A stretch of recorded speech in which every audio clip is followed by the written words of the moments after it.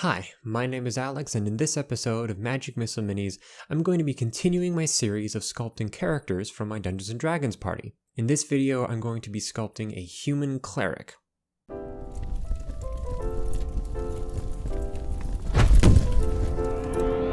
So, I start out by cutting a wire and making the armature like I do normally, folding the wire in half and then twisting it together to form the torso, bending out the hips and the legs, as well as adding on another piece of wire for the arms.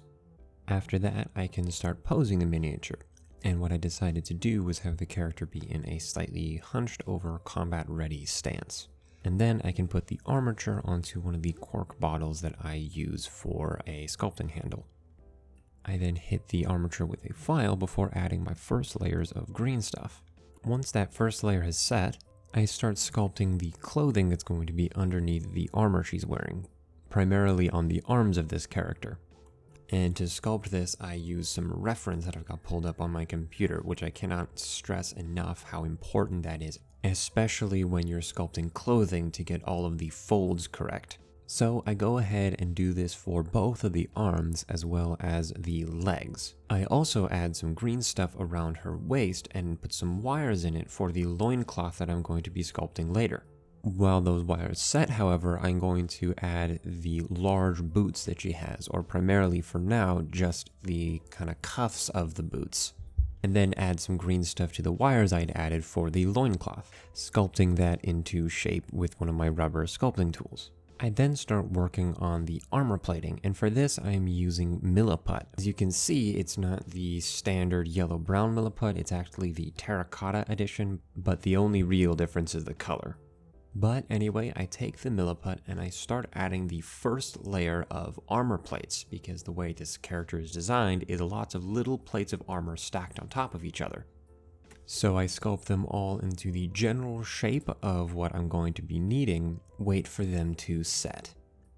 Once the milliput sets, I take my file and start to sand away at the milliput, trying to make the edges as sharp as possible.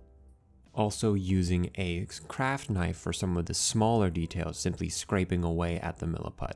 And once all the armor plates are where I want them, I add the next layer. Doing this around the entire miniature, slowly building it up until all the armor plates are where they need to be. Adding layers, letting them set, and then filing them down so all of the edges are nice and sharp. As you can see me doing here, I add another little bit of green stuff because I didn't quite like where one of the armor plates was added once I had added the breastplate over top of it. And once all of the armor plates are in place, I can start adding some of the details to the armor, namely sculpting the rim of some of the armor plates.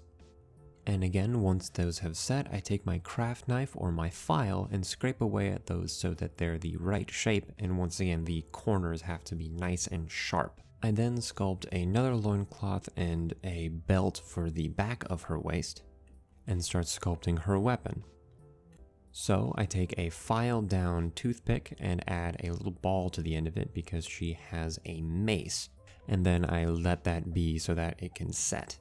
And while I wait for that to set, I start working on her feet, giving her some boots that I can add armor plates onto. I then also sculpt the collar of her shirt, which is kind of like a bunched up bit of cloth, and then add a little bit of green stuff and stick some wires into it for the mini cape that she has. Adding a thin piece of green stuff over the wires that I added, and letting that set so that I can add more green stuff to sculpt the cloak more accurately later. I then return to the mace we had been making earlier, adding a series of spikes over the ball we had sculpted earlier with some green stuff. Although I think I'm going to need to find a better way of doing maces in the future, since some of the spikes on this guy looked a little bit flat or misshaped.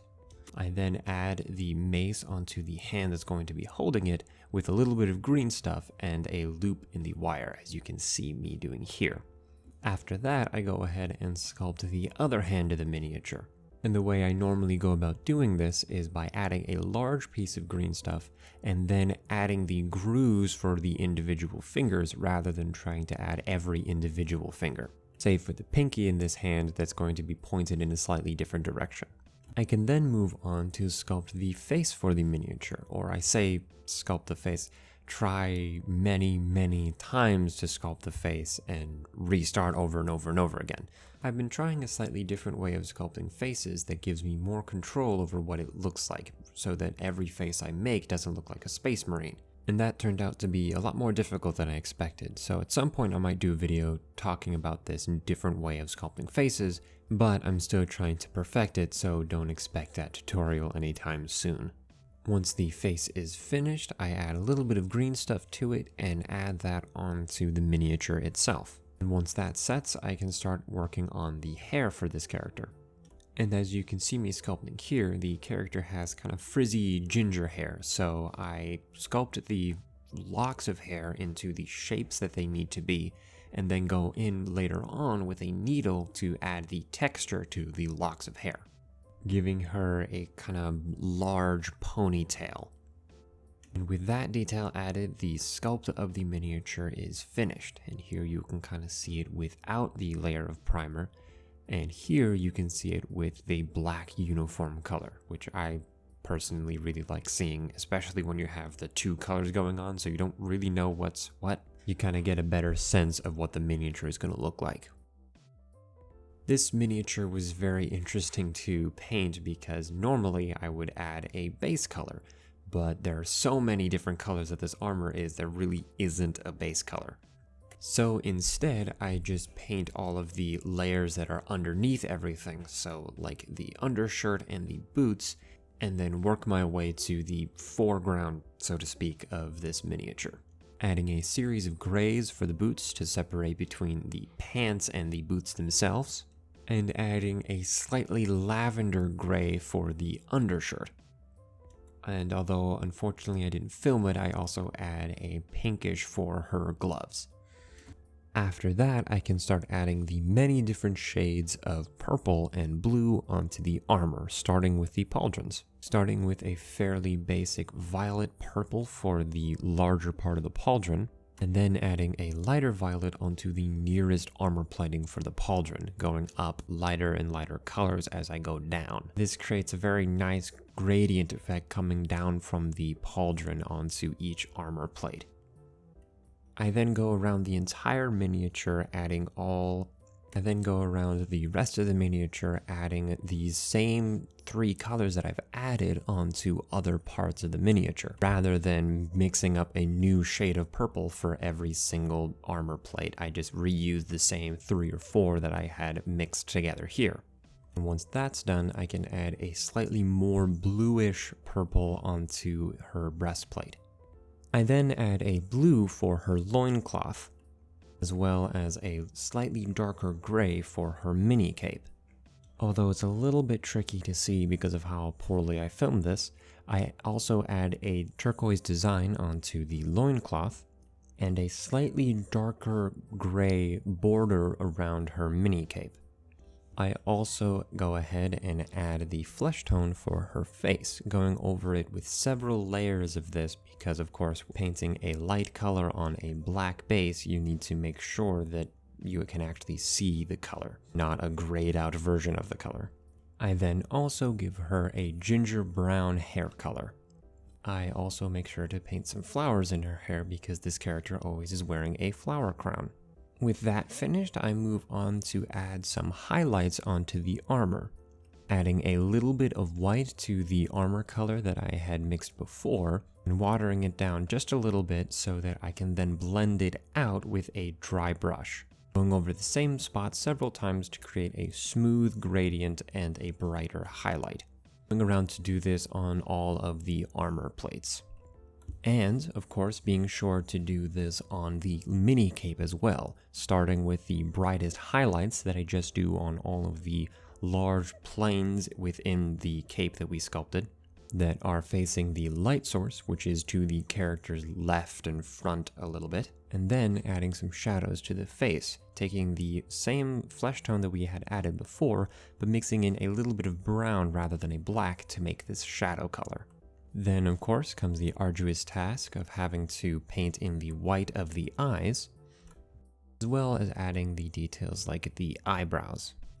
Once that's finished, I add some of the metallics, adding some silver to the belt buckle as well as some of the borders of the larger pieces of armor that we had sculpted earlier. Of course, adding silver onto the head of the mace, and here's where I noticed that I hadn't added the brown for the shaft of the mace. With all of the painting done, I finish it up by adding a little bit of Reichland Flesh Shade, a reddish wash to her face to help with the shadows in her face, and then go over the entirety of the miniature with Agrak's Earth Shade, which will also help emphasize the shadows, but also give everything a slightly dirty feel, as if this character has been traveling a lot.